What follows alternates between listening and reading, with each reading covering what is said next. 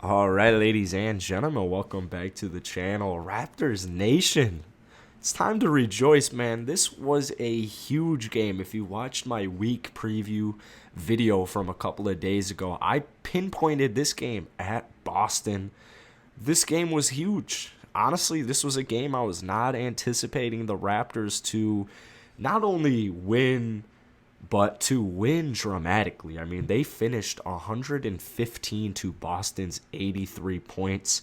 Now, it started a little sloppy. It definitely started a little sloppy. I believe Toronto actually started the game 2 of 12, 2 of 14, something abysmal like that.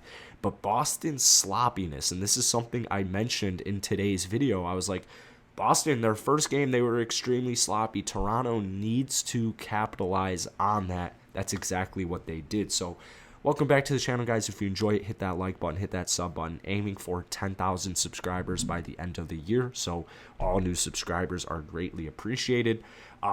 Toronto didn't necessarily shoot the ball too well, but once the second half started, they definitely turned that around. They definitely improved. 33 points in the third quarter, 31 points in the fourth quarter. What was huge was that Toronto was like shooting some number that started with a 2 in the first quarter. It was horrible. Like, they were not shooting the ball well. Boston had like 9 turnovers. But a crazy statistic is just, I mean, not only did Boston get out rebounded by Toronto 48 to 63, but offensive rebounds were a huge factor, especially in the first half. Toronto out offensively rebounded Boston 21 to 10. I mean, it was crazy. And I mentioned this in today's video. I thought Boston would run a lot of two like big men lineups. I thought that Enes Kanter would see at least 20 minutes tonight. I was wrong. I mean, they looked like, I mean, they'd actually go small. They went small more than they went big, and that was something that really surprised me. I'm not quite sure why they decided to do that. Now, keep in mind that Boston had 25 turnovers tonight compared to Toronto's 11. Like, 25 turnovers. That is absolutely ridiculous. So, if you have 20, I mean, anytime you have 25 turnovers, you're not going to win a game. I mean, you're just not going to win the basketball game. It's as simple as that. From team statistics, something that may be of concern is outblocked 11 to 2. Toronto is a little bit smaller, but they do have 11 players above 6'7". So at the same time, are they really that small?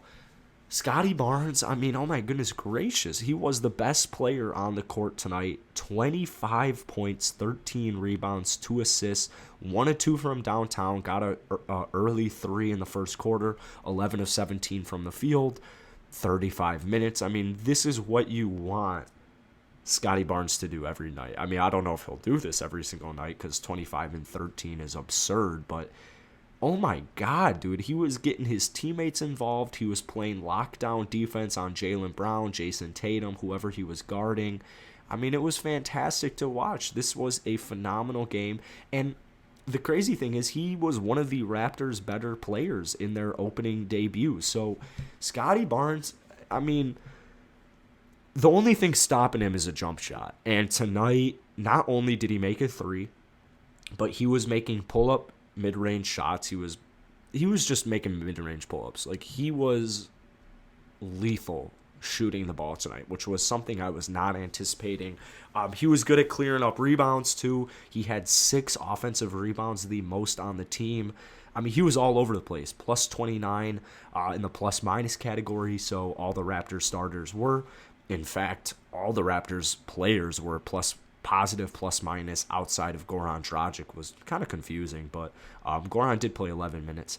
We'll talk about that here in a little bit. But Scottie Barnes, I mean, man, if he can play like this, oof, I don't know what would stop him. Precious Achiuwa, this was a guy who I was not anticipating starting tonight. I'm very glad he did. 15 points, 15 rebounds in only 24 minutes. Threw in 2 steals as well. I mean, he was all over the place. I mean, he is a guy, and this is something we've been talking about, like, you'll get the rebound. He'll get the rebound and just push the ball up. I mean, that's what you want. all of your players to be able to do that positionless basketball, that interchangeable basketball. So that's something he really demonstrated to me tonight, is the ability to get a rebound, crash a rebound, and then just push the pace immediately. It was awesome to see. OG Anunoby, horrible shooting night, 14 points, 5 rebounds, 3 assists. Not a bad stat line, but 4 of 18 from the field, 0 of 5 from downtown. I mean, it definitely wasn't his best offensive night, but he was able to help, obviously, the Jason Tatum, Jaylen Brown situation. So defensively, he made his impact for sure. He was also able to get to the free throw line a couple of times. I think for the game that OG had, because it was bad. I mean, it was a bad shooting game for him. It was horrible. I mean, he's got to play better than this. You can't start off 4-17, and you can't start off 4-18 in your first 2 games. It's unexcusable. So I'm expecting a huge game from OG the next time the Raptors play.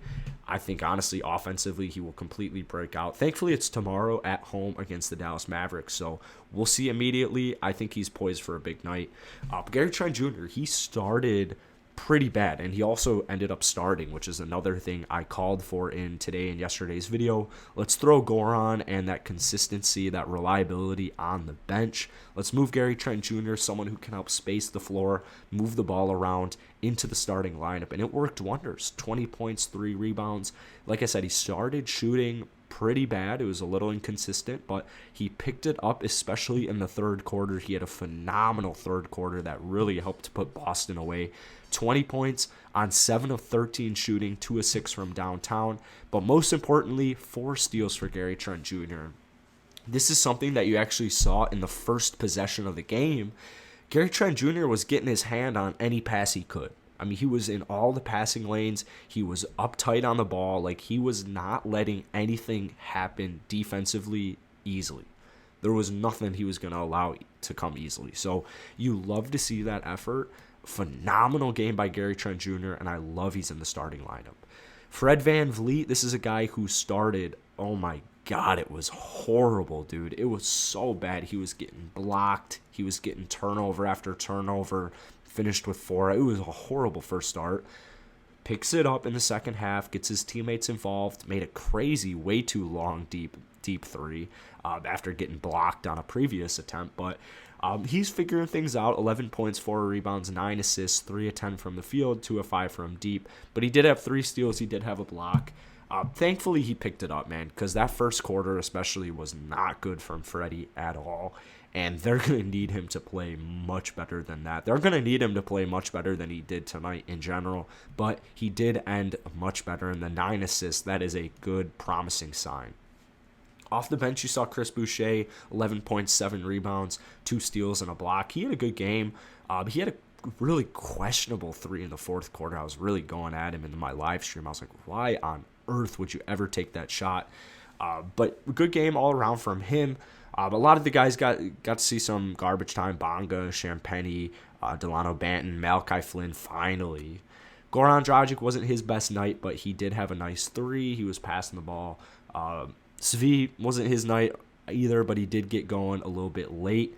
Made 2 threes late in the game for 8 points. Kem Birch, only 20 minutes tonight, 2.6 rebounds.